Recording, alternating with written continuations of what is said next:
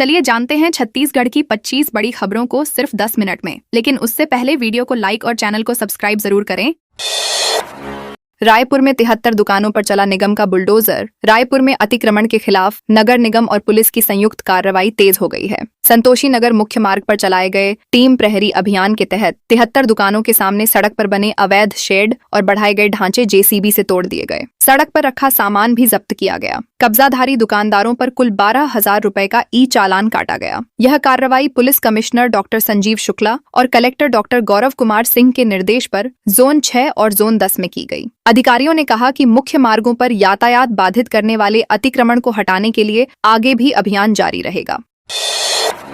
बिरनपुर में रहीम ईदुल की हत्या के 17 हिंदू आरोपी दोष मुक्त। बिरनपुर हिंसा कांड में रहीम और उनके बेटे ईदुल मोहम्मद की हत्या के मामले में आरोपी बनाए गए 17 युवकों को जिला एवं सत्र न्यायालय ने दोष मुक्त कर दिया है। लगभग 3 वर्ष तक चली सुनवाई के बाद अदालत ने कहा कि अभियोजन पक्ष आरोपों को संदेह से परे साबित करने में असफल रहा। द्वितीय अपर सत्र न्यायाधीश साक्षी दीक्षित की अदालत ने सबूतों के अभाव में सभी आरोपियों को बरी किया। फैसले के बाद आरोपियों ने कहा कि लंबे समय तक हत्या जैसे गंभीर आरोप झेलने से उनकी सामाजिक छवि और भविष्य प्रभावित हुआ है। उन्होंने सरकार से मुआवजे के रूप में सरकारी नौकरी की मांग की है। रायगढ़ में अवैध लकड़ी की तस्करी। रायगढ़ जिले में खैर की अवैध लकड़ी तस्करी का मामला सामने आया है। मुखबिर से सूचना मिलने के बाद वन विभाग की टीम ने जांजगीर चांपा वन विभाग के साथ संयुक्त कार्रवाई की। चंद्रपुर रोड पर संदिग्ध ट्रक को रोककर तलाशी ली गई, जिसमें बड़ी मात्रा में अवैध लकड़ी बरामद हुई। चालक मौके से फरार हो गया, लेकिन बाद में उसे पकड़ लिया गया। पूछताछ में पता चला कि लकड़ी को गोदाम में डंप कर आगे सप्लाई किया जाना था। वन विभाग ने लाखों रुपए की लकड़ी जब्त कर मामला दर्ज किया है और अन्य आरोपियों की तलाश जारी है। दाल मिल पर छापा, 316 बोरी उड़द जब्त। भाटापारा में खाद्य सुरक्षा विभाग ने मिलावट के खिलाफ बड़ी कार्रवाई की है। सुहेला रोड स्थित अन्नपूर्णा ट्रेडर्स दाल मिल में छापा मारकर 316 बोरी उड़द दाल और संदिग्ध रंग जब्त किया गया। जब्त सामग्री की कीमत लगभग 8 लाख रुपए बताई जा रही है। निरीक्षण के दौरान कुछ ड्रमों में काला रंग मिला, जिसके दाल में उपयोग की आशंका जताई गई। प्रारंभिक जांच में माना जा रहा है कि दाल को अधिक चमकदार और आकर्षक दिखाने के लिए रंग मिलाया जा रहा था। खाद्य सुरक्षा अधिकारी संध्या महिलांक के नेतृत्व में टीम ने नमूने लेकर राज्य खाद्य परीक्षण प्रयोगशाला रायपुर भेज दिए हैं। जशपुर पुलिस ने 95 गौवंश मुक्त कराए, 2 तस्कर गिरफ्तार। जशपुर में पुलिस ने विशेष अभियान ऑपरेशन शंखनाद के तहत 4 दिनों में 95 गौवंश तस्करों के चंगुल से मुक्त कराए हैं। लोदाम थाना और सिटी कोतवाली क्षेत्र में कार्रवाई करते हुए 2 आरोपियों को गिरफ्तार कर जेल भेजा गया और 3 वाहन जब्त किए गए। पुलिस को सूचना मिली थी कि पिकअप वाहन में गौवंशों को झारखंड की ओर ले जाया जा रहा है। रेकी के लिए एक कार आगे भेजी गई थी, जिसे भी पकड़ लिया गया। फरार आरोपियों की तलाश जारी है। पुलिस ने कहा कि गौ तस्करी के खिलाफ अभियान आगे भी जारी रहेगा। धमतरी में दोबारा बिछाई जा रही पाइपलाइन। धमतरी शहर में जलभराव की समस्या से राहत दिलाने के लिए आमापारा वार्ड से मकई तालाब तक नई पाइपलाइन बिछाई जा रही है। पिछले वर्ष डाली गई पाइपलाइन को दोबारा खोदकर बदला जा रहा है। विधायक ओंकार साहू ने स्थल का निरीक्षण कर अधिकारियों को कार्य में तेजी लाने के निर्देश दिए। आमापारा क्षेत्र में बारिश के दौरान सड़कों पर पानी भर जाता है, जिससे लोगों को परेशानी होती है। विधायक ने कहा कि पाइपलाइन का काम गुणवत्ता के साथ शीघ्र पूरा किया जाए। साथ ही टूटे नल कनेक्शनों को तत्काल सुधारने के निर्देश दिए गए हैं।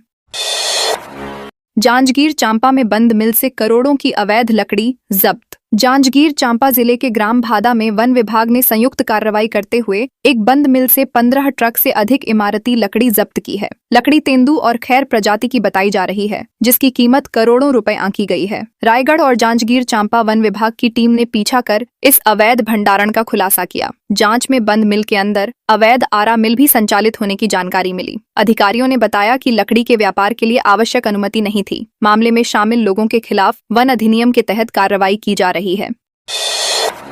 मां पर धर्म परिवर्तन का दबाव बनाने वाला बेटा गिरफ्तार। भिलाई के नेवई थाना क्षेत्र में एक युवक को अपनी मां पर धर्म परिवर्तन का दबाव बनाने के आरोप में गिरफ्तार किया गया है। शिकायत के अनुसार युवक ने पहले स्वयं धर्म परिवर्तन किया और बाद में अपनी मां पर भी ऐसा करने का दबाव बनाया। मना करने पर गाली गलौज, मारपीट और धमकी देने की बात सामने आई है। पीड़िता की शिकायत पर पुलिस ने भारतीय न्याय संहिता की संबंधित धाराओं और छत्तीसगढ़ धर्म स्वातंत्र्य अधिनियम 1968 के तहत मामला दर्ज किया है। आरोपी को न्यायालय में पेश किया गया है और मामले की जांच जारी है।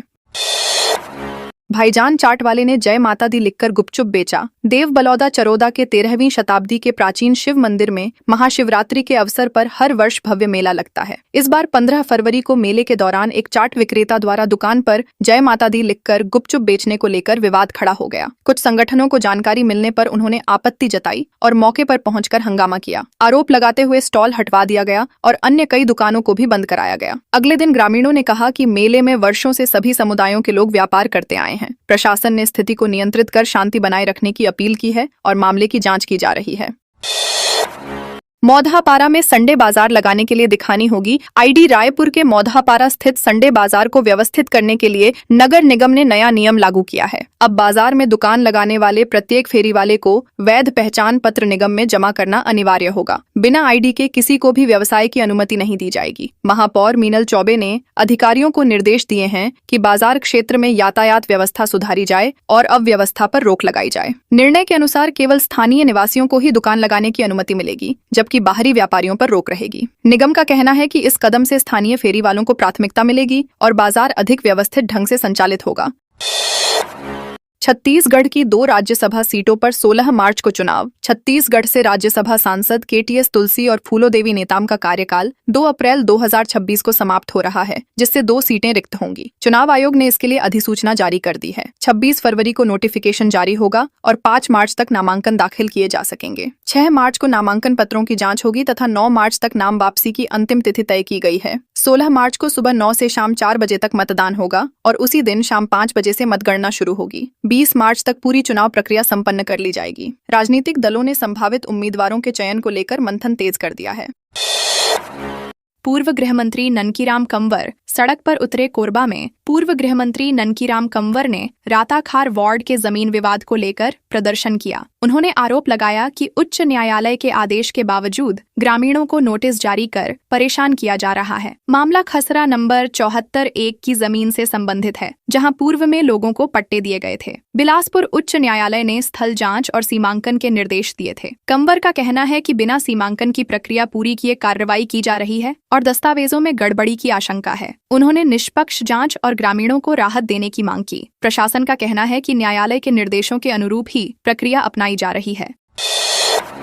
नशे में धुत युवकों ने कार डिवाइडर पर चढ़ाई। कोरबा के मानिकपुर क्षेत्र में देर रात तेज रफ्तार कार अनियंत्रित होकर डिवाइडर से टकरा गई। बताया जा रहा है कि कार में सवार युवक शराब के नशे में थे। टक्कर के बाद वाहन का एयरबैग खुल गया, जिससे गंभीर चोट टल गई। दुर्घटना में कार को भारी नुकसान हुआ। घटना के बाद कुछ लोगों द्वारा वाहन की पहचान छिपाने की कोशिश किए जाने की भी जानकारी मिली है। सूचना मिलने पर पुलिस मौके पर पहुंची और जांच शुरू की। पुलिस ने कहा है कि शराब पीकर वाहन चलाने वालों के खिलाफ सख्त कार्रवाई की जाएगी और मामले की पूरी जांच की जा रही है।